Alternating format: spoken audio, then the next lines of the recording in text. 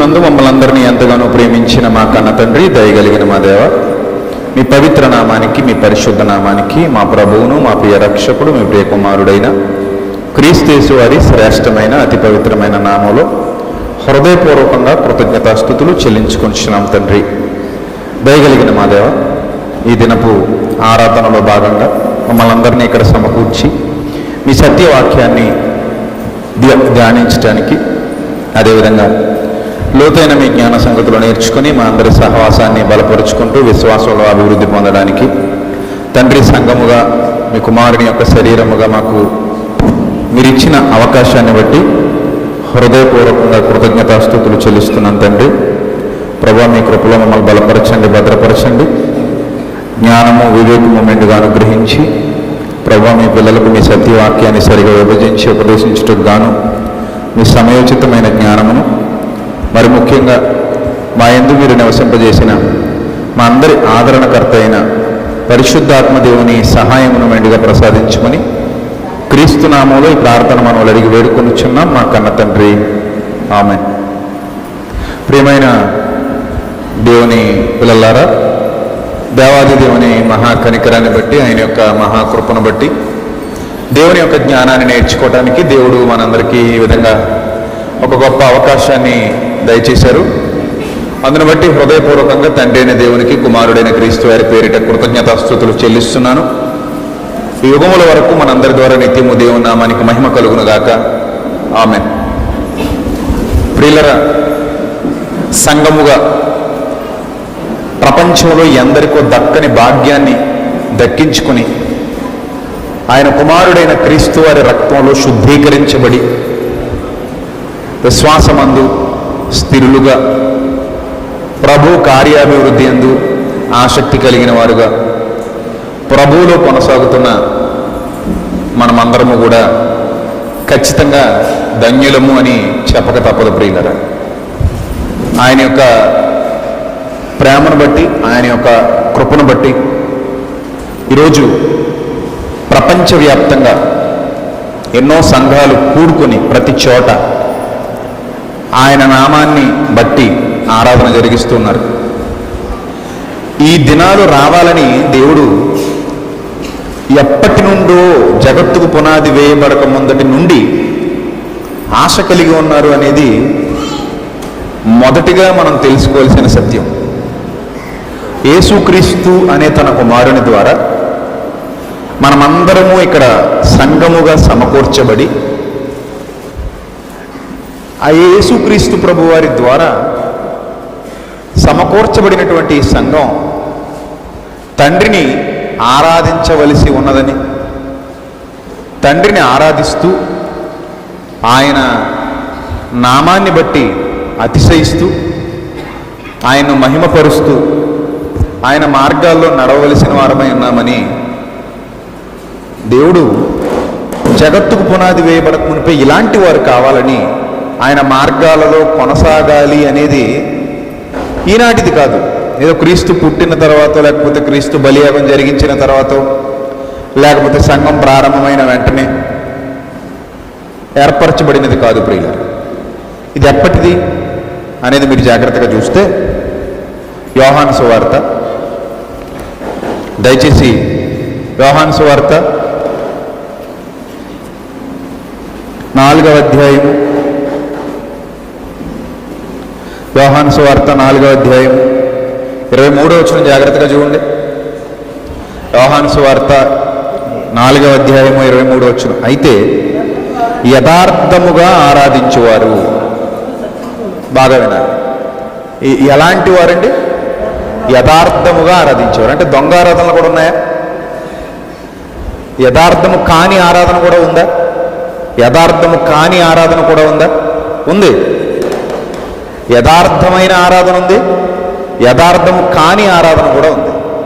సంఘము ద్వారా దేవుడు కావాలని కోరుకున్నది యథార్థం కాని ఆరాధన కాదు సుమా.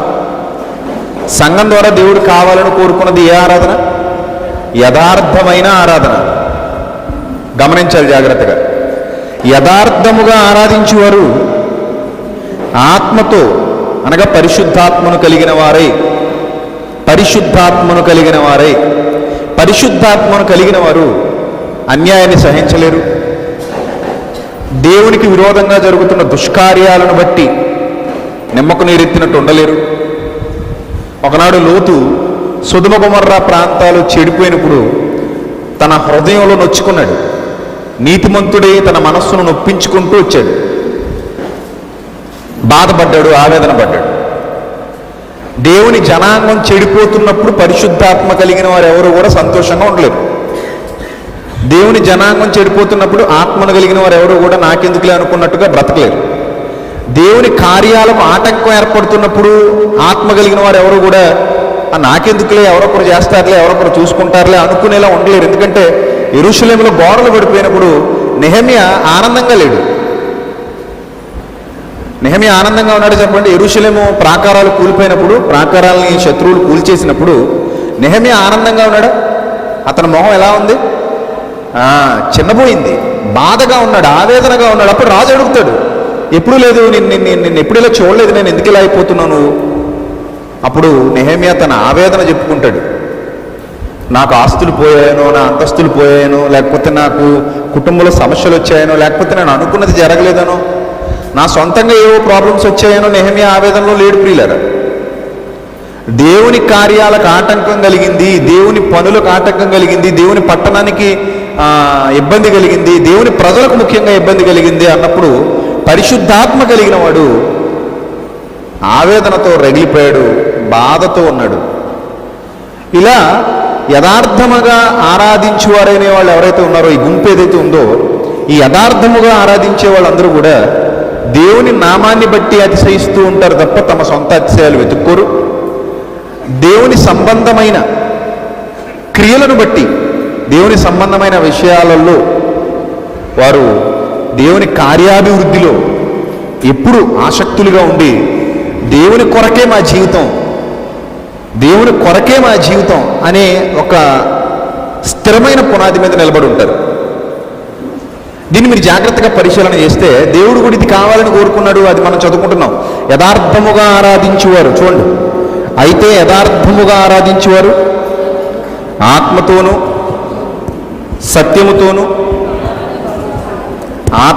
సత్యముతోనూ తండ్రిని ఆరాధించు కాలము వచ్చుచున్నది, అది ఇప్పుడును వచ్చే ఉన్నది. చూడండి జాగ్రత్తగా. అంటే అంతకుముందు లేదా అలాంటిది? ఆ కాలం వస్తుంది అన్నాడు ప్రభు. తండ్రిని ఆత్మతో సత్యంతో ఆరాధించే కాలం వస్తుంది, అది ఇప్పుడును వచ్చే ఉంది అని వెంటనే ఆయనను ఆరాధించేవారు లేదా తనను ఆరాధించేవారు అలాంటి వారే కావాలని తండ్రి కోరుచున్నాడు అని పుట్నోట్లో వెదకుచున్నాడు అని ఒక మాట వ్రాయబడింది. చూడండి, పుట్నోట్లో మీరు ఆ మాట గమనిస్తారు. ఏమనుంది అక్కడ? వెదకుచున్నాడు. అంటే ఎలాంటి వారు, తనను ఆరాధించేవారు ఎలాంటి వారు కావాలని తండ్రి వెతుకుతున్నాడు? ఆత్మతో సత్యంతో, ఇంకో మాట మర్చిపోయారు, యథార్థముగా ఆత్మతో సత్యంతో ఆరాధించేవాళ్ళు కావాలని తండ్రి వెతుకుతున్నాడు. ఆయన వెతుకుతున్నాడు. ఆయన వెతుకుతూ ఉంటే చాలామంది అంతకు ముందటి తరాల్లో దొరకలేదు. నిజం ప్రియులారా, అంతకు ముందటి తరాల్లో కూడా సంఘం ఉంది. సంఘం అంటే ఇశ్రాయేలీల సంఘం, క్రీస్తు ద్వారా ఏర్పరచబడిన సంఘం కాదు.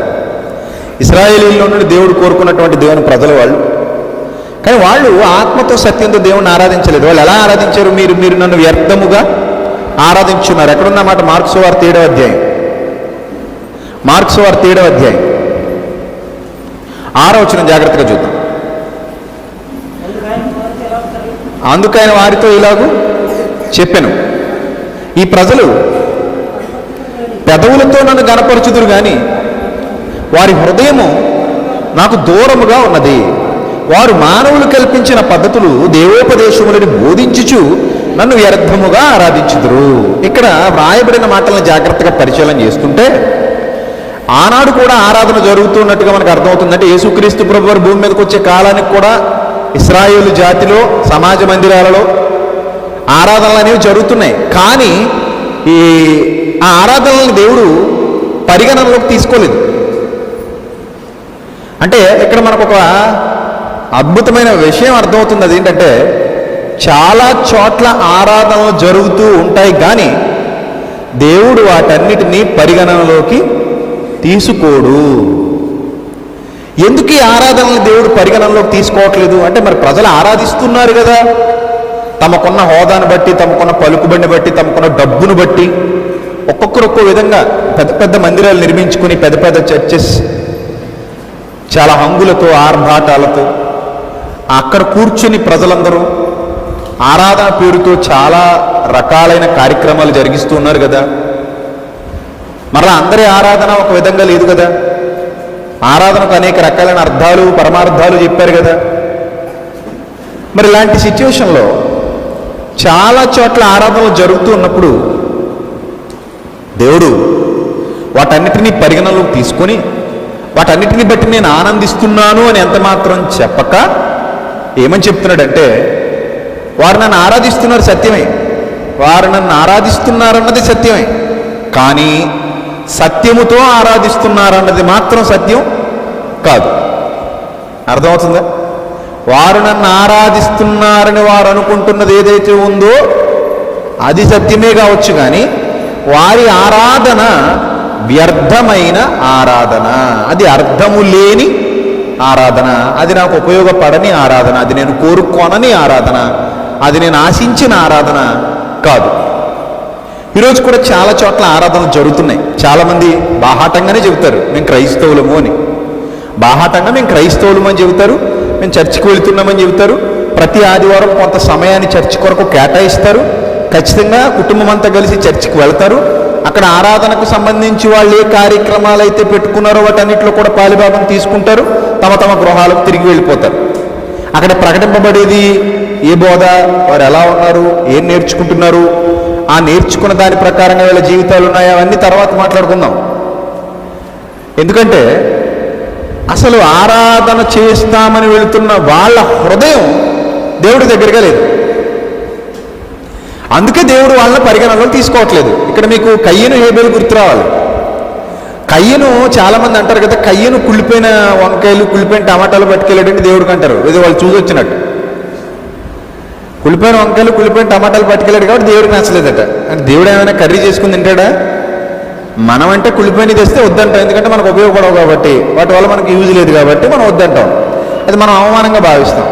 కయ్యని కుళ్ళిపోయిన వంకాయలు, కుళ్ళిపోయిన టమాటాకాయలు, కుళ్ళిపోయిన బెండకాయలు పట్టుకుని వెళ్ళలేదు, పాడైపోయిన వెజిటబుల్స్ తీసుకుని దేవుడి దగ్గరికి వెళ్ళలేదు. అలా అని బైబిల్ చెప్పలేదు.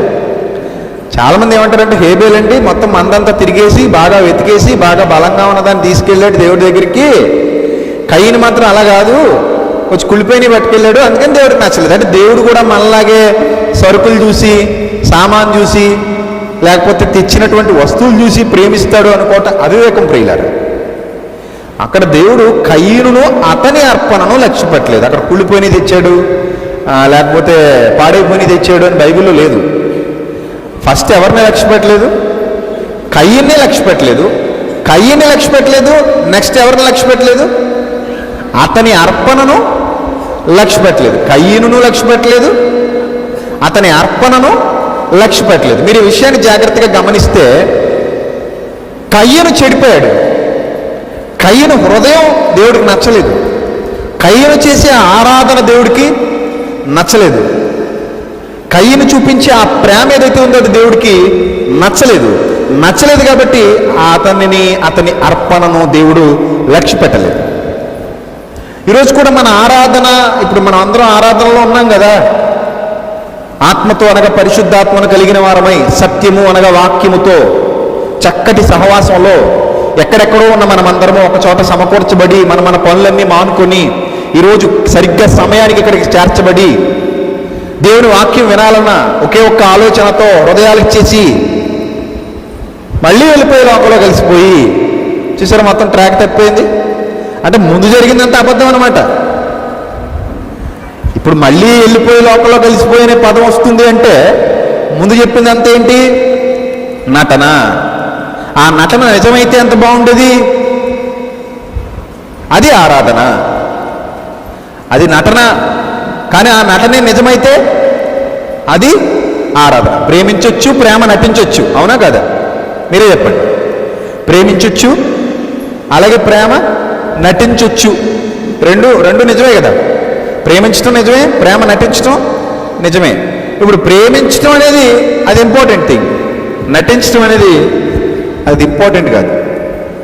అది ప్రేమగా పరిగణింపబడదు, అది ఆరాధనగా పరిగణింపబడదు.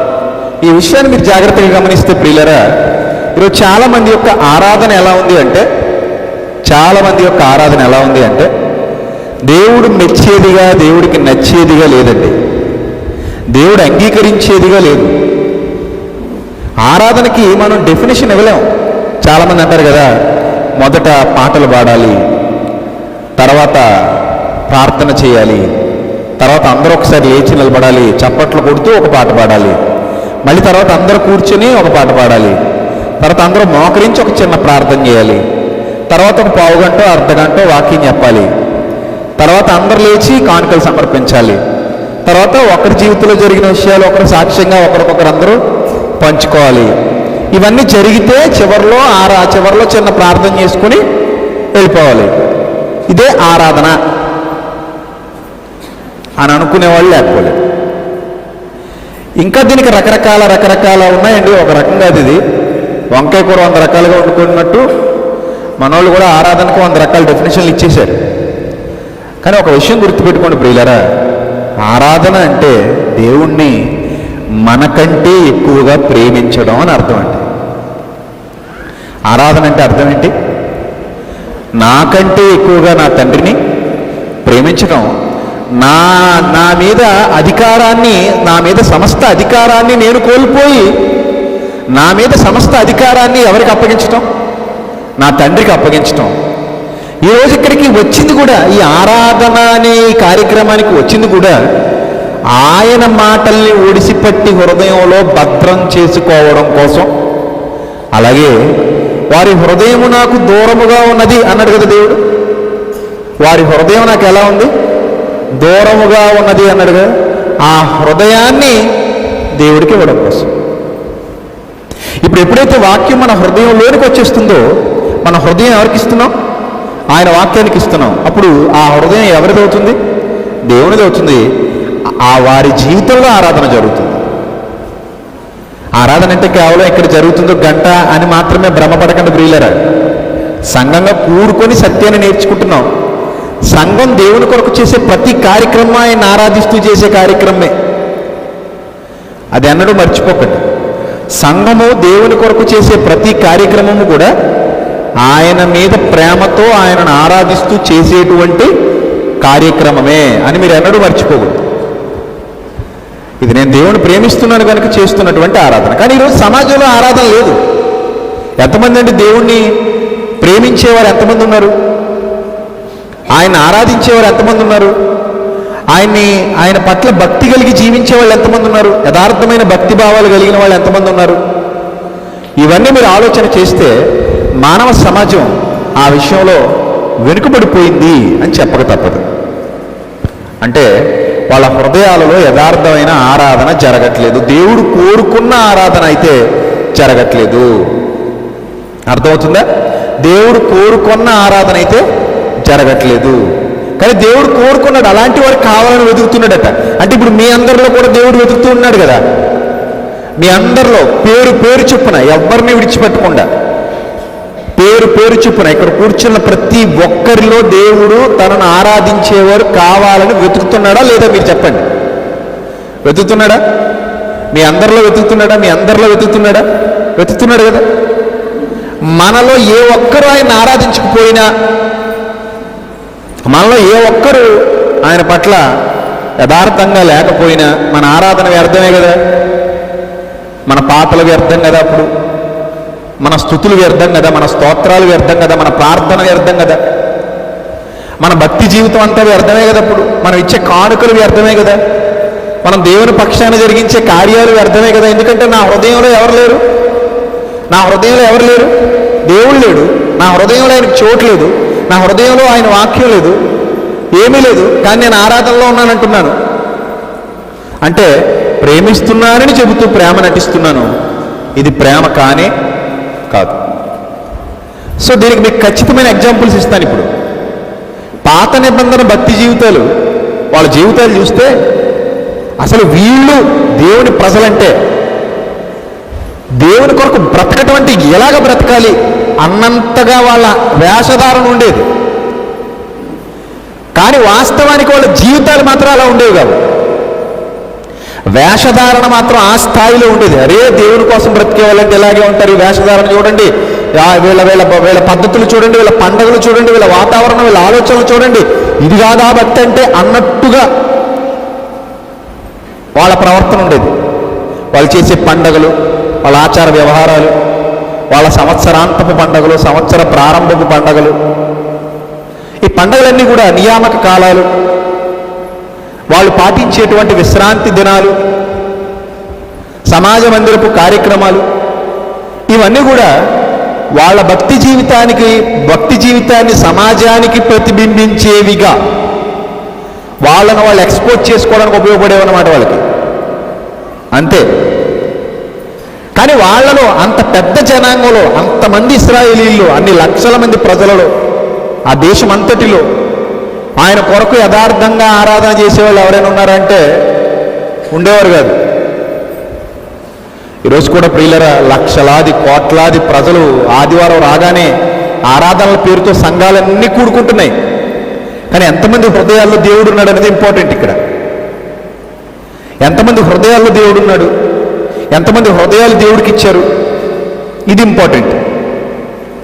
అయితే ఇప్పుడు ఒక విషయాన్ని మనం జాగ్రత్తగా చూడగలిగితే, ఆ పాత నిబంధన భక్తి జీవితాల వాళ్ళ జీవితాలను ఉద్దేశించి యేసుక్రీస్తు ప్రభువారు ఇదిగో ఇలాంటి వారు కావాలని దేవుడు ఏం చేస్తున్నాడట, వెతుకుతున్నాడని చదువుకున్నాం కదా, వెతుకుతున్నాడు. ఇలాంటి వారే కావాలని దేవుడు వెతుకుతున్నాడు. నిజంగానండి బైబిల్ చదివేటప్పుడు, కొత్త నిబంధన సారాంశం చదివేటప్పుడు యేసుక్రీస్తు ప్రభువారు కొంతమందిని చూడగానే నన్ను వెంబడించి అంటూ ఉంటారు, ఇతడు అబ్రహాము కుమారుడే, నతనీయులు ఎక్కడో దూరంగా చూసినప్పుడు నువ్వు ఆ చెట్టు కింద ఉన్నప్పుడే నేను నిన్ను చూశాను,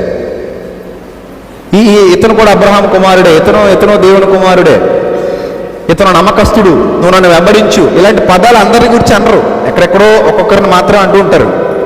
అంటే దేవుడు కోరుకున్న ఏవో లక్షణాలు వాళ్ళలో మాత్రమే ఎవరికి కనబడ్డాయి, యేసుక్రీస్తు ప్రభు వారికి కనబడ్డాయి. మిగిలిన వాళ్ళు లేవా? మరి అందరి దగ్గర ఒకే బైబిల్ ఉంది కదండి, అందరి దగ్గర ఒకే ధర్మశాస్త్రం ఉంది కదా, మరి మిగిలిన వాళ్ళ దగ్గర లేవా? లేవు. ఇప్పుడు ముఖ్యంగా నీతి మార్గంలో ఉన్నాం అనుకున్న వాళ్ళ దగ్గర అస్సలు లేవు. అది ఇంపార్టెంట్, జాగ్రత్తగా గమనించాలి.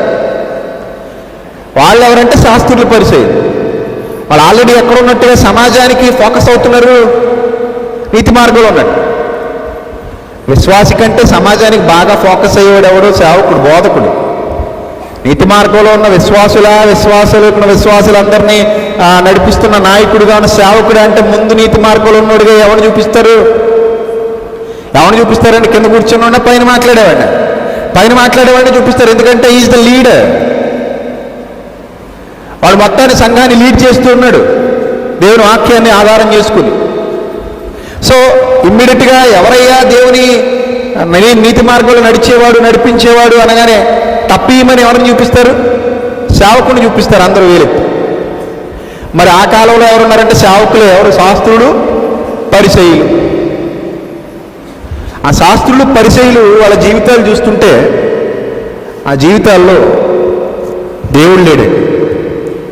కానీ వాళ్ళు చేసే ప్రోగ్రామ్స్ అన్నీ కూడా ఎవరు పేరట చేస్తున్నారు? దేవుడు పేరట చేస్తున్నారు. ఇది ఎంత విచిత్రంగా ఉంది చూసారు. వాళ్ళ జీవితాల్లో ఎవరు లేరు? దేవుడు లేడు. కానీ ప్రోగ్రామ్స్ అన్నీ ఎవరి పేరట జరుగుతున్నాయి? దేవుని పేరట జరుగుతున్నాయి. ఇది ఎంత ఘోరంగా ఉంటుందంటే దేవుడి నామానికి ఎంత అవమానం, ఆయనకి ఎంత బాధ, ఆయనకి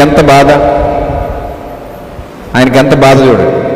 ఇప్పుడు కూడా చాలా చోట్ల దేవుడి పేరట కార్యక్రమాలు జరుగుతుంటాయి, మీరు చూస్తారు. ఇప్పుడు సీజన్లో ఉన్నామా. కానీ వాస్తవానికి అక్కడ దేవుడు ఒకటి దందా ఉంటుంది. కార్లు వెళ్ళనివ్వరు, బండ్లు వెళ్ళనివ్వరు, తాడు చూసుకోకపోతే లాగేసి కట్టేసి ఉంటుంది, మనం పడిపోతాం గుద్దుకొని. ఆ పళ్ళెంలో చిల్లర పడేంత వరకు కదలనివ్వరు.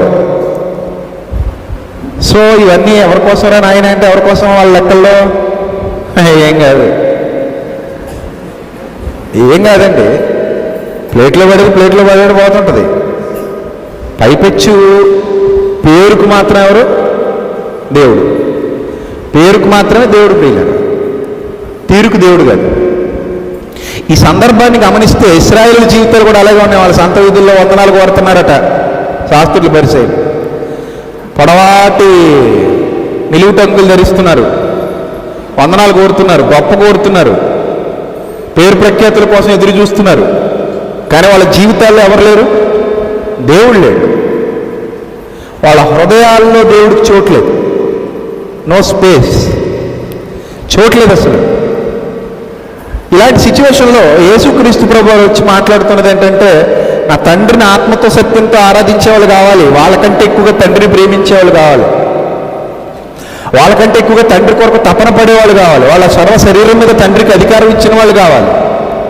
అలాంటి పిల్లల కోసం నా తండ్రి ఎదురు చూస్తున్నాడు అని ప్రభువు చెప్తున్నాడు. అని ప్రభువు చెప్తున్నప్పుడు చూడండి ప్రియులారా, అక్కడ ఏమని వ్రాయబడిందో ఒక అద్భుతమైన సందర్భం. మత్తయి సువార్త 21వ అధ్యాయం.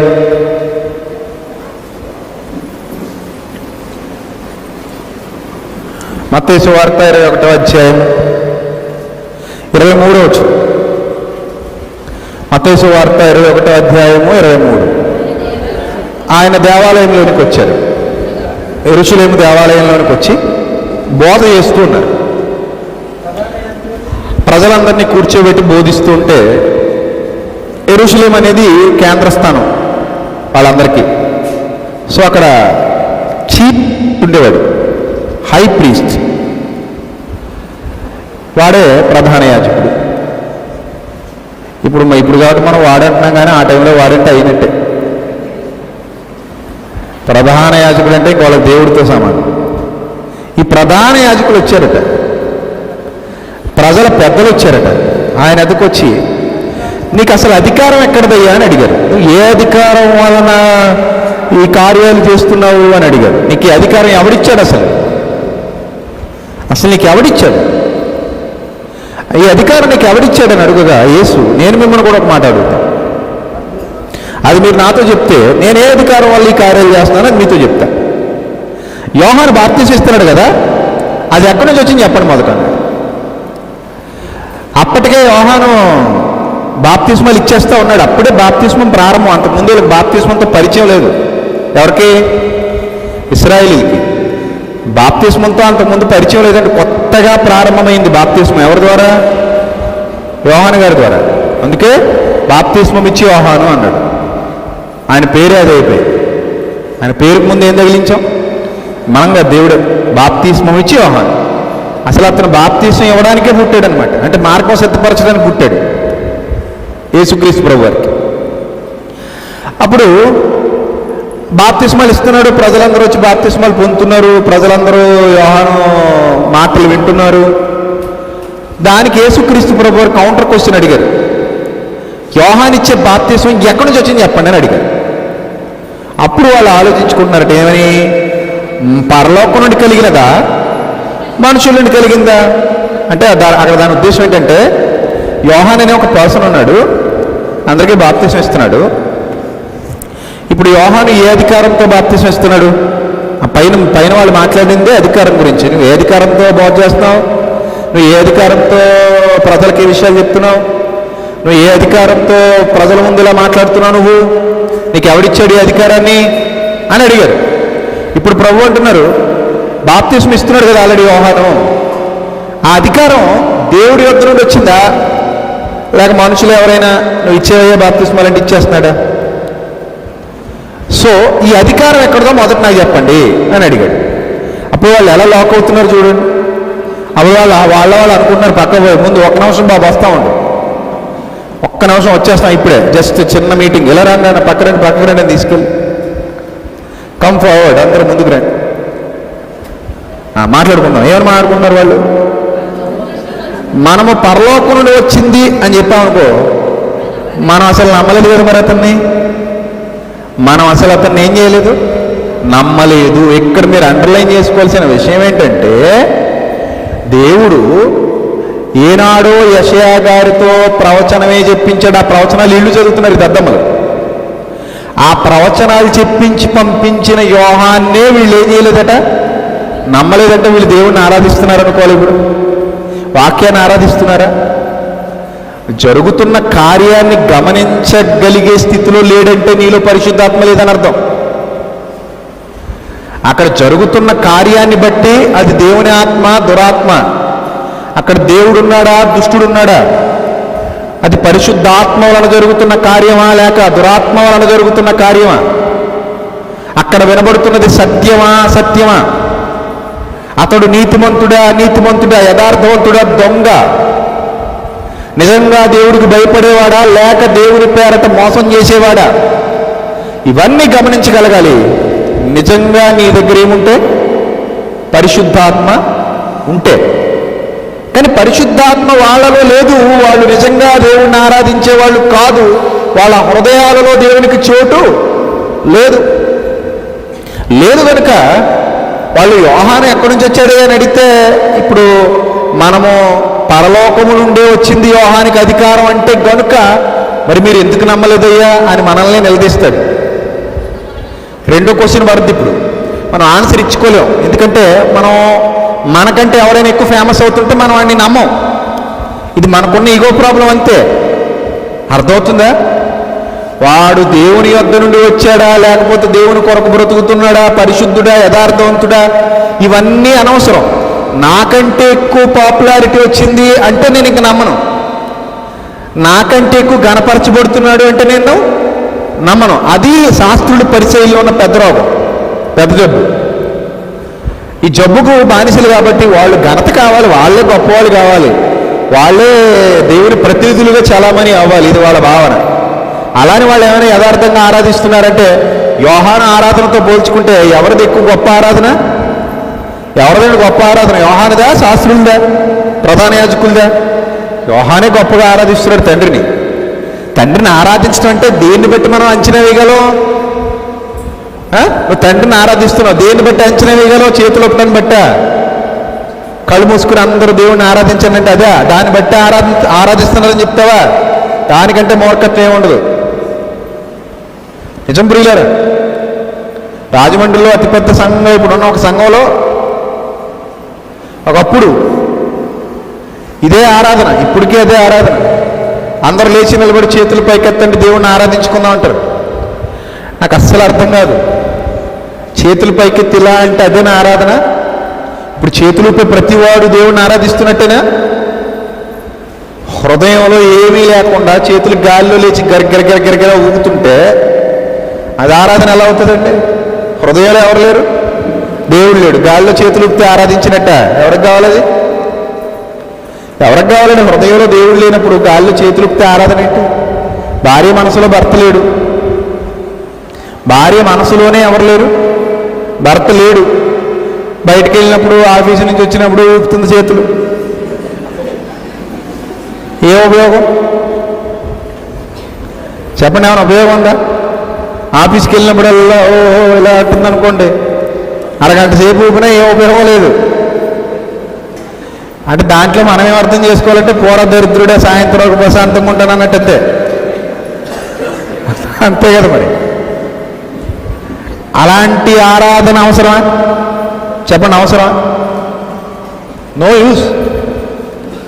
దానివలన ఎలాంటి ప్రయోజనం లేదు. సో ఎలాంటి ప్రయోజనం లేని ఆరాధన వాళ్ళు చేస్తున్నారు. యోహాను నిజంగా ఆరాధికుడే, దేవుడిని ఆరాధించేవాడు, నిజమైన ఆరాధికుడు. ఆ నిజమైన ఆరాధికుడు దేవుని పక్షాన ఆరాధిస్తూ దేవుని కార్యాలు జరిగిస్తుంటే వాటిని గుర్తించలేక ఇతను మనుషుల వల్ల కలిగిందని వెనక చెప్తున్నారనమాట. వెనక వాళ్ళలో వాళ్ళు ఫిక్స్ అయింది ఏంటి? యోహాను అనేవాడు వచ్చాడు, తన అంతట తానుగానే ఏదో బాప్తిస్మాన్ని ప్రారంభించేశాడు, నేల దగ్గరికి అందరూ తీసుకెళ్ళి ముంచేసి పంపించేస్తాడు. పంపించేసి ఏమని చెప్పుకుంటున్నాడు? దేవుడైనా నిలయమన్నాడని చెప్పుకుంటున్నాడు. ఇదంతా యోహాను సొంత ఉద్దేశం అనే భావనలో ఎవరున్నారు? వీళ్ళందరూ ఉన్నారు, శాస్త్రుల పరిచయాలు ఉన్నారు. అప్పుడు మనుషుల వల్లని చెప్పామా? జల్లుకు భయపడుతున్నాం, అందరూ కలిసి మమ్మల్ని అంటారు. అందరూ కలిసి బాప్తిస్మాలు తీసేసుకున్నారు. మనుషుల వల్ల కలిగిందయ్యా అన్నారు అనుకో, అవి తీసుకున్న వాళ్ళందరూ ఏం చేస్తారు మరి? ఇంక వీళ్ళు నమ్ముతారా? చీ అంటారు, వ్యతిరేకిస్తారు. అంతే కదా. మనం చూడండి, జెండా కింద నుంచి బాప్తిస్మం అనడానికి ఎలా చూస్తాం? పైకి కిందకి. ఎలా చూస్తామండి? రాజమండ్రిలో ఉన్నాడు, ఏంటో మన కర్మ ఏంటో, కానీ ఎక్కువ మన రాజమండ్రిలోనే ఉంటారు. ఈ జెండా రూపకర్త కూడా రాజమండ్రిలోడే. జెండా కింద నుంచి దూరిపేసి ఈ జెండా కింద నుంచి దూరి వెళ్ళిపోతే ఏమైపోయినట్టు? మీకు బాప్తిసం పొందేసినట్టు జెండా తయారు చేశాడు. ఇప్పుడు ఆ జెండా కింద నుంచి దూరి నేను బాప్తిసం పొందే అన్నాడు అనుకోండి, బైబిల్లో ఎక్కడ మనకి జెండా కనబడదు. అప్పుడు మనం ఎలా చూస్తాం? నమ్మం కదా. అమ్మో ఇది ఎవడో దొంగ బోధకుడు, అబద్ధ బోధకుడు, అబద్ధ ప్రవక్త, జాగ్రత్తగా ఉండాలి, ఇలాంటి వాళ్ళతో జాగ్రత్తగా ఉండాలి అని మనం వెంటనే ఫిక్స్ అయిపోతాం కదా. అసలు భయపడం మనం దొంగల గురించి మాట్లాడటం. ఇప్పుడు దొంగ, అబద్ధికుడు, మోసం చేస్తున్నాడు, క్రైస్తవ్యాన్ని ప్రజలను తప్పుదారి పట్టిస్తున్నాడు అని మనం వెంటనే అలర్ట్ అయిపోతాం. ఇప్పుడు వీళ్ళు కూడా 5 మనుషులు వాళ్ళు కలిగింది అన్నారనుకో, అందరూ బాప్తిసం పొందున్నారు. అక్కడ యోహాను యథార్థత చూస్తున్నారు, అతని ప్రత్యేకత చూస్తున్నారు, అతనుకున్న దేవుని శక్తిని గమనించున్నారు. ఇప్పుడు వెళ్ళి ఇతను 5 మనుషుల వల్ల కలిగింది అన్నారు అనుకోండి, అందరూ కూడా ఈ శాస్త్రుల పరిశీలన ఏం చేస్తారు? వ్యతిరేకిస్తారు. సో అందుకని వాళ్ళు ఏమంటున్నారట? మాకు తెలీదు. తమలో తాము ఆలోచించుకుని ఏమని చెప్పారు? మాకు తెలీదు. మాకు తెలీదయ్యా. సింపుల్గా అయిపోయింది చూసారా? ఆన్సర్ ఇస్తే లాక్ అవుతారు, ఆన్సర్ ఇస్తే ఏమవుతారు? లాక్ అవుతారు. అందుకని మాకు తెలీదు. అప్పుడు ప్రభు అందుకని ఏ అధికారం వల్ల ఈ కార్యాలు చేస్తున్నాయో అది కూడా నేను మీతో చెప్పనైతే, అంతే కదా. మరి నేను చెప్పను. ఇప్పుడు నేను అడిగింది మీరు చెప్పలేదు, మీరు అడిగింది నేనే చెప్తాను. ఒకవేళ వాళ్ళు దేవుని వల్లనే అన్నారనుకోండి, ఇమ్మీడియట్గా యేసుక్రీస్తు ప్రభు ఏమంటారు తెలుసా? ఆ దేవుని అధికారంతోనే నేను ఇది చేస్తున్నాను, ఎందుకంటే నేను కూడా దేవుణ్ణి ఆరాధించువాడనే అని చెప్తాడు. యోహాను కంటే గొప్పగా ఆరాధిస్తున్నాను నేను నా తండ్రిని. యోహాను దేవుని వల్ల కలిగితే అధికారం యోహానుకు, నాకు అలాగే దేవుని వల్ల కలిగింది అని చెప్తాడు. సో అలా వాళ్ళు చెప్పలేదు కాబట్టి నేను కూడా చెప్పను. నేను ఏ అధికారంతో చేస్తాను వీటిని గురించి నేను చెప్పను అని చెప్పి అక్కడితో వదిలేకుండా ఈనాటి క్రైస్తవ సమాజానికి కూడా అత్యంత అవసరమైన గొప్ప విషయాన్ని అక్కడ చెప్పారు ఆయన. అది మనందరం గమనించాలి. ఈనాటి క్రైస్తవ సమాజానికి కూడా అవసరమైన అత్యంత గొప్పదైన విషయం ప్రియులారా, చాలా జాగ్రత్తగా చూడండి ఏమని రాయబడి. మీకేమితో వచ్చినది? ఒక మనుష్యునికి 2 కుమారులు ఉన్నారు. ఒక మనుష్యునికి 2 కుమారులు ఉన్నారు, శాస్త్రులు, పరిసయ్యులు, వేశ్యలు, వ్యభిచారులు. వాళ్ళని వీళ్ళని ఉద్దేశించి మాట్లాడుతున్నాడు. జాగ్రత్తగా చూడండి. ఒక మనుష్యునికి 2 కుమారులు. అతను మొదటి వాని వద్దకు వచ్చి, కుమారుడా నేడు పోయి ద్రాక్ష తోటలో పని చెయ్యమని చెప్పగా, ఆరాధనలో భాగమే దేవుని పని, ఆయన చిత్తమును నెరవేర్చుట. ఆయన మనం ప్రేమిస్తున్నాం కనుక ఆయన చిత్తాన్ని నెరవేరుస్తున్నాం. సో నాకు ఆయన మీద కనుక ప్రేమ లేకపోతే నేను ఏ పని చేయలేను. అర్థమవుతుందా? నేను ఎప్పుడైతే దేవుణ్ణి ఆరాధిస్తూ ఉంటానో నేను అప్పుడు ఆయన పనులన్నీ జరిగించాలనుకుంటాను. సో ఎప్పుడైతే నేను ఆయన ఆరాధించానో ఆయన పనుల్లో నేను నేను నిమగ్నం కాలేను, ఆయన పనులేమి చేయడానికి ఇష్టపడ్డాను. ఇప్పుడు తండ్రి పెద్ద కొడుకుని పిలిచాడు, నాయన నువ్వు పొలంలోనికి వెళ్ళి ద్రాక్ష తోటలోకి వెళ్ళి పని చేయి నేడు అన్నాడు. అక్కడ ఈరోజే నువ్వు ద్రాక్ష తోటలోకి వెళ్ళి పని చేయమని ఎవరికి చెప్పాడు? కుమారుడికి చెప్పాడు. కుమారుడికి చెప్తే అతడు ఏమన్నాడట? వాడు పోను అని ఉత్తరం ఇచ్చాడట. నేను వెళ్ళను అన్నాడు. నేను వెళ్ళను అన్నవాడు పిమ్మట మనస్సు మార్చుకొని వెళ్ళాడట. జాగ్రత్తగా చూడండి, మనసు మార్చుకొని వెళ్ళాడు. ఇక రెండోవాడు వచ్చాడు చూడండి. అతను రెండోవాని ఎదుకు వచ్చి ఆ ప్రకారమే చెప్పగా, వాడయ్యా నేను వెళతాను అన్నాడు. వీడు నటుడు, వీడు పెద్ద నటుడు. నేను వెళతాను అన్నాడు కానీ వెళ్ళలేదు. జాగ్రత్తగా చూడండి. ఇప్పుడు 2 వర్గాల వాళ్ళు కనబడతారు మనకి. నెంబర్ 1, హృదయపూర్వకముగా తండ్రిని ఆరాధించేవారు. నెంబర్ 2, నటించేవారు. వారు పెదవులతో నన్ను గణపరుచుదురు కానీ, వారు చేతులు ఊపుదురు కానీ, వాళ్ళు కాళ్ళు ఊపుదురు కానీ, వాళ్ళు కూర్చొని ఒంగుని నిలబడి రకరకాల విన్యాసాలు ఎక్సర్సైజులు చేయుదురు కానీ వారి హృదయము నాకు దూరముగా ఉన్నది, వాళ్ళ హృదయాలలో నేను లేను. సో అలాంటి వాళ్ళు తండ్రిని ఆరాధించడానికి పనికి రారు. వాళ్ళు చేసే ఆరాధన దేవుడు పరిగణనలోకి తీసుకోడు. వాళ్ళు చేసే ఆరాధన వలన దేవునికి ఎలాంటి ప్రయోజనము లేదు. వాళ్లతో దేవుడు ఉండడు, వాళ్లకు దేవుని సహాయం లభించదు, వాళ్లకు దేవుడు తోడుగా ఉండడు. ఎందుకంటే వాళ్ళలో దేవుడు లేడు. వాళ్ళు కేవలం నటులు మాత్రమే, కేవలం నటించడానికి మాత్రమే వాళ్ళు రెడీగా ఉన్నారు. వాళ్ళ దగ్గర ఎలాంటి దేవుని ప్రేమ లేదు ప్రియులారా. కానీ పైకి మాత్రం ఎలా కనబడుతున్నారు? దేవుణ్ణి ప్రేమించే వాళ్ళగా కనబడుతున్నారు, అందరికంటే ఎక్కువగా. ఇప్పుడు దాన్ని విభజించారు దేవుడు. ఎలా విభజించారు చూడండి, ఇప్పుడు చూడండి. అప్పుడు ఈ ఇద్దరిలో ఎవడు తండ్రి ఇష్ట ప్రకారం చేసిన వారిని అడిగాను. అందుకు వారు మొదటివాడేనయ్యా. మరి ఫస్ట్ వెళ్ళన్నాడు కదా, వెళ్ళను అని డైరెక్ట్గా చెప్పాడు. ఎవరికి? తండ్రికి. నేను వెళ్ళను అన్నాడు. అంటే దేవునితో డైరెక్ట్గా విరోధం పెట్టుకున్నాడు. ఇతడు పాపి, అనేకమైన పాప కార్యాలు చేసినవాడు, దేవుని ఎదుట భయం లేకుండా, భక్తి లేకుండా, యథార్థత లేకుండా అనేకమైన పాప కార్యాలు దేవుని ఎదుట చేసినవాడు. అలా దేవుని ఎదుట అనేకమైన పాపకార్యాలు, భ్రష్ట కార్యాలు చేసినవాడు మనసు మార్చుకున్నాడు.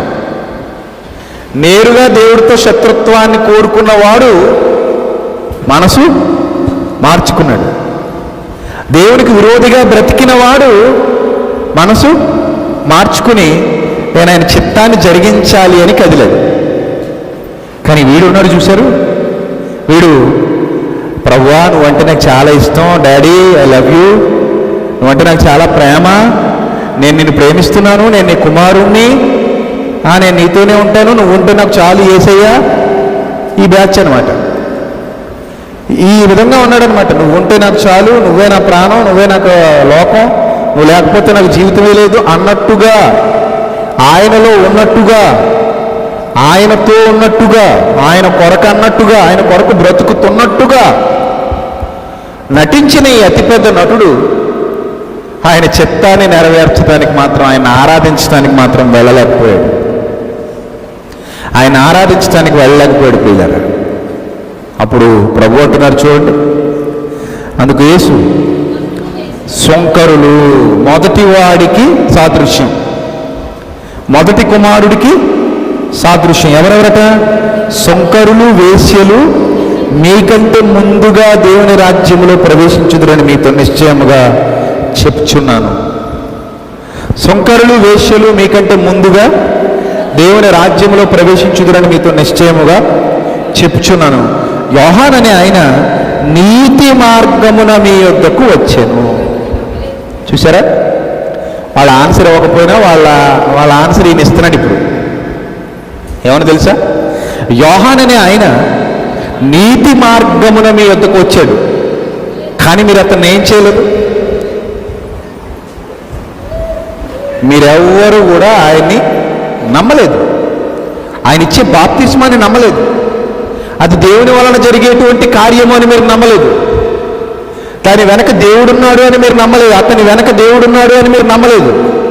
అతను ఒక సామాన్యుడిగా, ఒక దయ్యం పట్టినవాడిగా, ఒక వెర్రివాడిగా, ఒక పిచ్చివాడిగా పరిగణించారు. ఎందుకు? మీలా తినట్లేదు, మీలా తాగట్లేదు కాబట్టి. మీరు తిన్న ఆహారం అతను తినకుండా మిడతలు తింటున్నాడు. మీరు తాగేది అతను తాగకుండా అడవితేనే తాగుతున్నాడు. మీరు ధరించే వస్త్రాలను ధరించకుండా ఒంటె చర్మం ధరిస్తున్నాడు. మీలా లేడు కనుక అతడు మీ వంటి వాడు కాడనుకుని, అతడి వెనక దేవుడు లేడనుకుని, అతడు చేసేది అసలైన ఆరాధన కాదనుకుని, మేం చేసేదే ఆరాధన అన్న భ్రమలో ఉండి అతన్ని మీరందరూ వ్యతిరేకించారు. అతడు మాత్రం నీతి మార్గముని మీదకు వచ్చాడు, మీరు అతన్ని నమ్మలేదు. అయితే సొంకరులు, వేశ్యలు అతన్ని నమ్మారు. చూసారా? ఇప్పుడు కూడా సత్యాన్ని ఎవరు నమ్మారయ్యా అంటే డబ్బులున్నోడు నమ్మాడయ్యా అంటే అది గొప్ప అనుకోకండి. డబ్బులున్నోడు నమ్మాడయ్యా, బాగా కోటీశ్వరుడు నమ్మాడయ్యా అంటే అది గొప్ప అనుకోకండి ప్రియులారు. సత్యాన్ని నమ్మినవాడు పూరి గుడిసెలో అయినా దేవునికి ఇష్టడే. వాడు పూరి గుడిసెలో ఉన్నా దేవునికి ఇష్టడే. సత్యవాక్యం పూరి గుడిసెలో ప్రకటింపబడుతున్న దేవుడు అక్కడే ఉన్నాడు తప్ప పాలరాతి మందిరాల్లో ప్రకటింపబడుతుందని దేవుడు అక్కడ లేడు. ఇది మీరు మొదట గమనించాలి. మనం ఏమనుకుంటాం తెలుసా? పాలరాతి మందిరాల్లో ప్రకటింపబడేది దేవుని వాక్యం, పూరి గుడిసెలో ప్రకటింపబడేది దేవుని వాక్యం కాదు అనుకుంటాం. కానీ మీరు దేవుని మనసు పరిశీలన చేయండి. పూరి గుడిసెలో ప్రకటింపబడుతున్న సత్యం సత్యమే. పాలరాతి మందిరాల్లో ప్రకటింపబడుతున్నంత మాత్రాన అసత్యం సత్యం కాదు. ఇప్పుడు మనం జాగ్రత్తగా ఈ వచనాలు గమనిస్తే ఏమంటారు తెలుసా? మీరు అది చూచియో ఏంటి, ఒక సొంకరి మారు మనసు పొందాడు, ఒక వేశ్య మారు మనసు పొందింది. వాళ్ళు యోహాను దగ్గరకు వచ్చారు, బాప్తిస్మం తీసుకున్నారు, మారు మనస్సు పొంది. అయినను అది చూచియో అతనిని నమ్మునట్లు మీకు పశ్చాత్తాపం రాలేదు. మరి మీరు చేసేది ఆరాధన? మీకు పశ్చాత్తాపం రాలేదు, మీరు చేసేది ఆరాధన. మీ బ్రతుకులో జరుగుతున్నది ఆరాధన, మీ జీవితాల్లో జరుగుతున్నది ఆరాధన. మీరు నిజంగా దేవుడిని ఆరాధిస్తున్నారా? మీరు నిజంగా దేవుడిని ప్రేమిస్తున్నారా? మిమ్మల్ని బట్టి దేవుడు ఆనందిస్తున్నాడా? మిమ్మల్ని బట్టి దేవుడు సంతోషిస్తున్నాడా అంటే నో. మీ బ్రతుకులో జరుగుతున్నది ఆరాధన కానే కాదు. చూసారా? జాగ్రత్తగా ఆలోచించండి ప్రియులారా, జాగ్రత్తగా గమనించండి. ఈ సందర్భాలు పరిశీలన చేస్తున్నప్పుడు ప్రభువు మనల్ని ఆరాధించుటకు ఏర్పరుచుకుంటే, మనం ఆయనను ఆరాధించని వారముగా నటించి లోకంలో కలిసిపోతుంటే తద్వారా మనం పొందుకోబోయేది మేలా కీడా? చెప్పండి. మేలు పొందుకుంటామా, కీడు పొందుకుంటామా? కీడే పొందుకుంటాం. కాబట్టి దేవుణ్ణి ఆరాధించే మనసు నీకుంటే దేవుడు నీయందు ఆనందించేవాడుగా, నీయందు సంతోషించేవాడిగా, నీకు తన యొక్క కృపా బాహుళ్యమును తోడుగా ఉంచేవాడుగా ఉంటాడు. ఈవెన్ భక్తుల జీవితాలన్నీ మనం పరిగణనలోకి తీసుకుంటే వాళ్ళ జీవితాల్లో దేవుడు ఎప్పుడు వాళ్ళకి తోడుగా ఉన్నాడు. వాళ్ళ ధైర్యం అదేనండి. వాళ్ళు ఎంతగా దేవుణ్ణి ఆరాధించారో తెలుసా? ఒక వచనాన్ని చూద్దాం.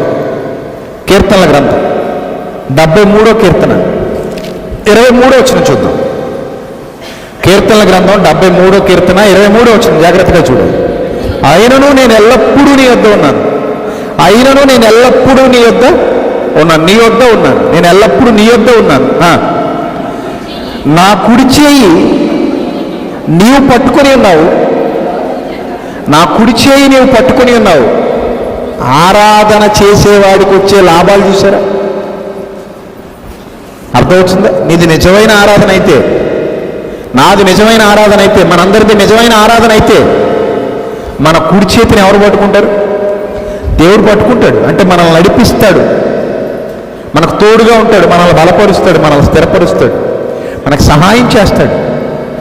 ఆయనకు నచ్చిన మార్గాల్లో మనల్ని నడిపిస్తాడు. ఆయన చిత్తాన్ని మన ద్వారా నెరవేర్చే విధంగా చేస్తాడు. ఏ విషయంలోనూ నేను విడిచిపెట్టాడు. దానికి కూడా బైబిల్లో చాలా మంచి రెఫరెన్సెస్ ఉన్నాయి. చూడండి ఇప్పుడు జాగ్రత్తగా. నా కుడి చేయి నువ్వు పట్టుకుని ఉన్నావు, నీ ఆలోచన చేత నన్ను నడిపించదవు. ఎంత అద్భుతం తెలుసా అండి? మనకు ఆలోచన ఇచ్చేవాడు ఉంటే ఎంత ఆనందంగా ఉంటుందో తెలుసా? ఉండదా? ఆనందం ఉండదా? మనకు ఆలోచన చెప్పేవాడు ఉన్నాడు అనుకోండి, ఆహా నా పట్ల ఎంత కేర్ తీసుకుంటున్నాడు ఈయన, నాకు ఆలోచన చెప్తున్నాడు, నన్ను ఇలా ఉండాలి, అలా ఉండాలి, ఇలా చెయ్యి, అలా చెయ్యి, ఇలా నడుచుకో, అలా నడుచుకో, ఇలాంటి నిర్ణయాలు తీసుకో, అలాంటి నిర్ణయాలు తీసుకో, ఈ విధంగా ముందుకెళ్ళు, ఆ విధంగా ముందుకెళ్ళు, ఈ మార్గంలో వెళ్ళు, ఆ మార్గంలో వెళ్ళు నాకు చెప్తున్నాడు. అంటే నా పట్ల ఎంత కేరింగ్, నా పట్ల ఎంత శ్రద్ధ. ఇలాంటి వాళ్ళు ఒకళ్ళు ఉంటే చాలు కదా అని మనం అనుకుంటూ ఉంటాం చాలా సందర్భాలు. దేవుడే నీకు ఆలోచనకర్త. ఎంత అద్భుతం తెలుసా అది? నీ ప్రతి అడుగుకు ముందు ఆయన ఆలోచన ఉంటుంది. నీ ప్రతి అడుగుకు ముందు ఆయన ఆలోచన ఉంటుంది. అందుకే ఆయన అంటున్నాడు, నీ ఆలోచన చేత నన్ను నడిపించదు. తరువాత అంటే నా నడక పూర్తయిన తర్వాత నీ ఆలోచన చేత నన్ను నడిపించదు. నా నడక పూర్తయిన తర్వాత మహిమలో నీవు నన్ను చేర్చుకొందువు. చూసారా, మహిమలో నీవు నన్ను చేర్చుకొందువు. ఎప్పుడు మన నడక పూర్తయిన తర్వాత, దేవుళ్ళో మనం నడిచి, దేవుళ్ళో మనం ఎదిగి, దేవుళ్ళో మనం ఫలించి, దేవుళ్ళో మన జీవితాన్ని ముగించుకున్న తర్వాత ఆయన మనల్ని మహిమలో చేర్చుకుంటాను అంటున్నాడు. ప్రియులారా, ప్రతి ఒక్కరికి ఎండింగ్ ఉంది. ప్రతి ఒక్కరికి ఎండింగ్ ఉంది. ఆ ఎండింగు ఆయన ఆలోచనలతో కూడినదై రావాలి. 25వ తారీఖు ఒక అద్భుతమైన ప్రోమో మీ ముందుకు రాబోతుంది, ముల్లోక మహాయోధుడు. అందులో ఇలాంటి భావజాలంతో కూడినటువంటి ఒక పాట రాశారు. చాలా అద్భుతంగా ఉంటుంది, మనసు పెట్టి వింటే. ఇలాంటి భావజాలంతో ఆయన నడిపింపు, మన జ్ఞాపకాలలో గతము, గతకాలపు అనుభవాలు, మన జీవిత చరమాంకం వరకు కూడా ఆయన నడిపింపు, ఆయన ఆలోచనలు మనతో ఉంటే ఒక భయానకమైన యాతనతో కూడినటువంటి జ్ఞాపకాలను తప్పించుకొని, ఒక తరగని జ్ఞాపకాన్ని తప్పించుకొని ఒక అద్భుతమైన స్థితిలోనికి ఏ విధంగా వెళ్ళబోతున్నాం, ఏ విధంగా వెళతాం అనే వాస్తవాలను రంగరించి రాసినటువంటి పాట. చాలా లోతైన భావాలతో కూడుకున్నది, చాలా లోతైన పదాలతో, అర్థాలతో కూడుకున్నది. ప్రియులారా, 25వ తేదీన మీరు వింటారు దాన్ని. 25వ తేదీ అది యూట్యూబ్లో మన ఐఫర్ గాడ్ మినిస్ట్రీస్ ఛానల్లో రిలీజ్ అవుతాయి. ప్రోమోస్ అన్ని ఒకదాని వెంట ఒకటి ఇక మీదకి వస్తూ ఉంటాయి మీ మధ్యకి. ప్రతి పాట మీరు వినొచ్చు. ప్రోమోస్ రూపంలో అన్నీ మీ ముందుకు వస్తాయి. ఎప్పటికే 2 వచ్చేసాయి కదా ఆల్రెడీ. ఆకాశమందు ఆసీనుడైన, అరచేతినట్టు పెట్టి మీరు విన్నారు. అవి కూడా అప్డేటెడ్గా అయినవి మళ్ళీ వస్తాయి, అవి పంపిస్తాం. ఇక కొత్తవి 8 రావాలి మీ ముందుకు, ఆ 8 కూడా వస్తాయి. సో అందరూ కూడా అలర్ట్గా ఉంటుంది. వాటిని అందరికీ షేర్ చేయి. ఫేస్బుక్లో పెట్టేవి కానివ్వండి, యూట్యూబ్లో పెట్టిన తర్వాత ఆ లింక్స్ కానీ అందరికీ షేర్ చేయండి. సో వాటి ద్వారా అనేక మంది లోతైన సత్యాన్ని తెలుసుకోవాలి, మాట ద్వారా కానీ పాట ద్వారా కానీ. అదే మన యొక్క గోల్. ప్రతి ఒక్కరిని దేవుళ్ళు బలపరచాలి, నడిపించాలి. ప్రియులారా, ఈ ఆలోచన అనేది దేవుడిస్తే మన జీవితం చాలా అద్భుతంగా ఉంటుంది, మహిమలోనికి చేర్చుకుంటా ఉంటున్నాడు. చూడు, అప్పుడు అంటాడు 25వ వచనంలో, ఆకాశమందు నీవు తప్ప నాకెవరున్నారు అంటాడు. అసలు ఆ మాట పదే పదే చదువుకోండి, ఎంత అద్భుతం తెలిసండి ఆ మాట. ఆకాశమందు మనుషులకు చాలా ఉన్నాయండి, చాలా ఉన్నాయి. గ్రహాలు ఉన్నాయి, నక్షత్రాలు ఉన్నాయట. నడిపించేది కూడా గ్రహాలేనట. నక్షత్రాలు గ్రహాలే, మేఘాలు కూడా ఉంటాయో మరి నడిపించేవాటి. సో సూర్యుడు, చంద్రుడు ఎవరిని వదలలేదు మనం. ఇవన్నీ నాకున్నాయి ఆకాశంలో అనుకుంటాం. కానీ భక్తుడు అంటున్నాడు, ఆయన ఆరాధించే భక్తుడు అంటున్నాడు, ఆకాశమందు నువ్వు తప్ప నాకెవరున్నారు అన్నాడు. మనకు బాగా ఇష్టమైన వాళ్ళు, మనకి ఆ పేరు తలుచుకోగానే ఏదో తెలియని ధైర్యం వస్తుంది. చూశారు, ఆ ధైర్యం ఉన్నవాళ్ళు, వాళ్ళు ఎవరినైనా మనం చూసి ఏమంటాం తెలుసా? మీరు తప్ప మాకు ఎవరున్నారండి అంటావా? ఒక బిడ్డ తన తండ్రిని చూసి ఏమనుకుంటాడో తెలుసా? మా నాన్న తప్ప మా కుటుంబానికి ఎవరున్నారో అనుకుంటాడు. ఒక యథార్థవంతుడైన భర్తను చూసి భార్య ఏమనుకుంటుందో తెలుసా? నా భర్త తప్ప నాకెవరున్నారు, నా బిడ్డ తప్ప నాకెవరున్నారు. ఎదుగొచ్చిన బిడ్డ, కుటుంబాన్ని ఆదరించే బిడ్డ, కుటుంబాన్ని నడిపించే బిడ్డ, నాయకుడిగా నడిపిస్తున్న బిడ్డ. బిడ్డను చూసే తల్లి లేదా తండ్రి అనుకుంటారు, నా బిడ్డ తప్ప నాకెవరున్నారు, నా భర్త తప్ప నాకెవరున్నారు, నా తండ్రి తప్ప నాకెవరున్నారు. వాళ్ళ పేరు తెలుసుకోగానే మనకేదో తెలియని ధైర్యం. ఎందుకంటే ఫస్ట్ మనం వాళ్ళని ప్రేమిస్తున్నాం, అందుకే మనం ఆ మాట అనగలుగుతాం. మనం వాళ్ళని ప్రేమిస్తున్నాం కాదా? ప్రేమించకపోతే అంటావా నువ్వు తప్ప నాకు ఎవరున్నారా? అనగలమా చెప్పండి? నో, అనలేమండి. నువ్వు తప్ప నాకు ఎవరున్నారని మనం ఎవరిని అనగలం? మనం ఎవరినైతే ప్రేమిస్తున్నామో వాళ్ళని అనగలం. నువ్వు తప్ప నాకు ఎవరున్నారు? సో ఇప్పుడు నిజమైన ఆరాధికుడు, ట్రూ వర్షిప్పర్, నిజమైన ఆరాధికుడు ఏమంటున్నాడు తెలుసా? తండ్రి, నేనెప్పుడు ఆకాశం వైపు కన్నులెత్తినా నా ధైర్యం నువ్వే, నేను ఎప్పుడు ఆకాశం వైపు కన్నులెత్తినా నా ధైర్యం నువ్వే తండ్రి, నా ధైర్యం నువ్వే. నువ్వు తప్ప నాకెవరున్నారు ప్రభు, నువ్వు తప్ప నాకెవరున్నారు తండ్రి, నువ్వు తప్ప నాతో ఉండేవారు ఎవరు తండ్రి? నా ధైర్యం నువ్వే, నా బలం నువ్వే, నా శక్తి నువ్వే, నా జీవితం నువ్వే, నా జీవం నువ్వే, నా ఆశ నువ్వే, నా ఆశయం నువ్వే, నాకున్న సమస్తము నువ్వే. ఒక నిజమైన ఆరాధికుడి భావన ఇలా ఉంటుంది ప్రియులారా, ఎలా ఉంటుంది? అందుకే ఆకాశమందు నీవు తప్ప నాకెవరున్నారు, నీవు నాకుండగా లోకములోని ఏది నాకు అక్కర్లేదు. ఒక అద్భుతమైన పాయింట్ ఇక్కడ మనకు దొరికింది నిజమైన ఆరాధికుని గుర్తుపట్టడానికి. దేవుడి దగ్గరికి వెళ్ళి నీవు నాకుండగా, నీవు నాతో ఉంటే, లేదా నీవు నాకుంటే ఈ లోకంలో పలనవన్నీ నాకు ఉంటాయి, నాకు కావాలి అనేవాళ్ళు ఉంటారు కాదా? ఈరోజు దేవుణ్ణి ఆరాధించే వాళ్ళు ఎందుకు ఆరాధిస్తున్నారు తెలుసా?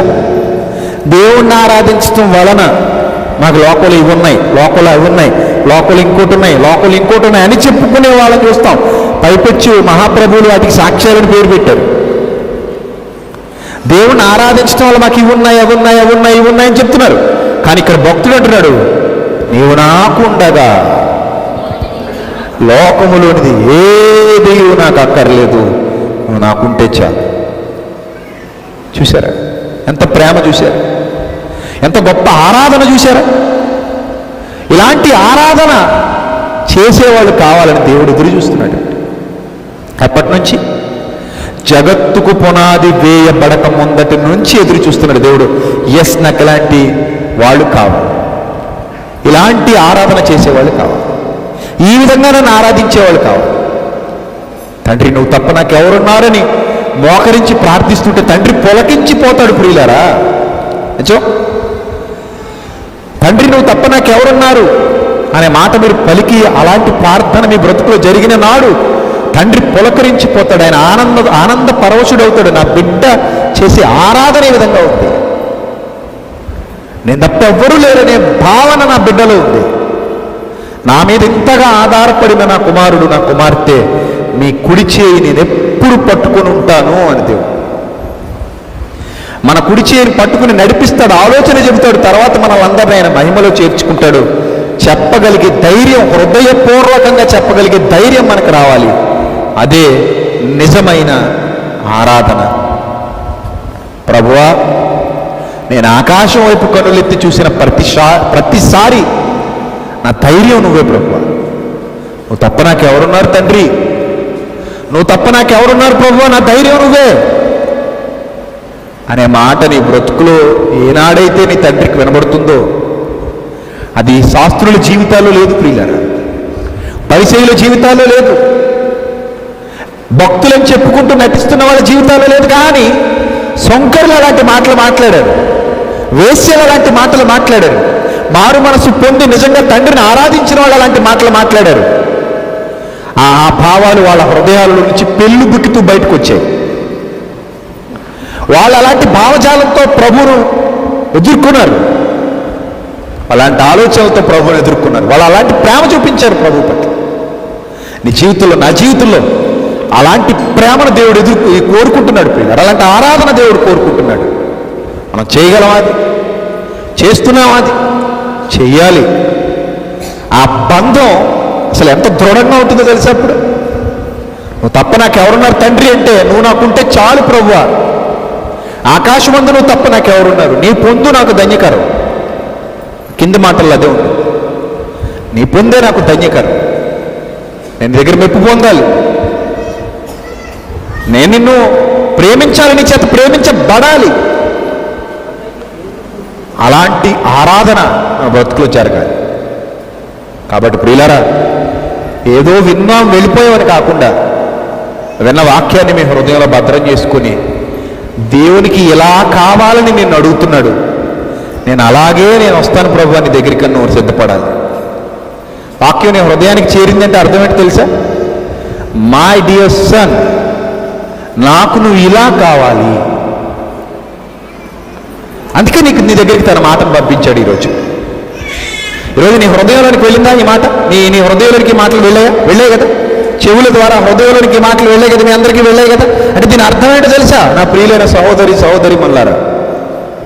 దీని అర్థం ఏంటో తెలుసా? ఇలా కావాలి మనం తండ్రికి ఆయన మనల్ని అడుగుతున్నాడు తన వాక్యం ద్వారా. అప్పుడు మనం అవును తండ్రి నేను ఇలాగే ఉంటాను అని ఆయనకి సమర్పించుకునే విధంగా ఉండాలి. నువ్వు ఇలా కావాలని నన్ను అడిగావు కదా ప్రభువా, నీ వాక్యం ద్వారా నాతో సూటిగా మాట్లాడావు కదా, సో నేను అలాగే ఉంటాను ప్రభువా, నీకోసం నేను అలాగే ఉంటాను ప్రభువా అనే భావం మన దగ్గర రావాలి. ఈరోజు ఈ సంఘాలలో చాలా సంఘాలలో ఈ విధమైన భావజాలం లేకపోయేసరికి సంఘాలు ఎందుకు కూడుకుంటున్నాయో, ఎందుకు వెళ్ళిపోతున్నాయో, ఎందుకు బ్రతుకుతున్నారో, ఎవరి కోసం బ్రతుకుతున్నారో, ఎవరిని ఆరాధిస్తున్నారో, ఏ విధంగా ఆరాధిస్తున్నారో అర్థం పరతలేని జీవితాలుగా కనబడుతున్నాయి. మీరు అలా ఉండకూడదు. ఆయన మాటల ప్రకారంగా మిమ్మల్ని మీరు మలుచుకోవాలి.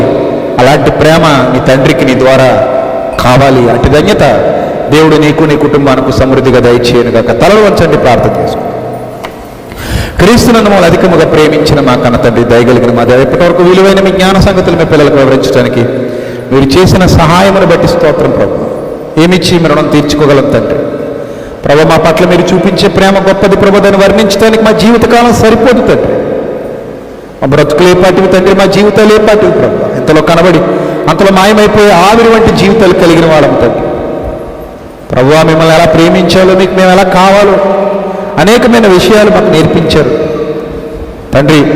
ఎల్లప్పుడూ ఇలాంటి ఆరాధన జీవితాలు కలిగి అలాంటి ఆరాధికులముగా మేము ఉన్నట్లు మాకు సహాయం చేయని, మమ్మల్ని బలపరిచండి. కూడి వచ్చిన ప్రతి బిడ్డను జ్ఞాపకం చేసుకోండి తండ్రి. ఈ వాక్యం విన్న ప్రతి బిడ్డను జ్ఞాపకం చేసుకుని ప్రభు మీకు అనుకూలమైన బిడ్డలకు ప్రతి ఒక్కరిని మలుచుకోమని క్రీస్తు నామములో ప్రార్థన మనలో అడుగుచున్నాం మా కన్న తండ్రి. ఆమేన్.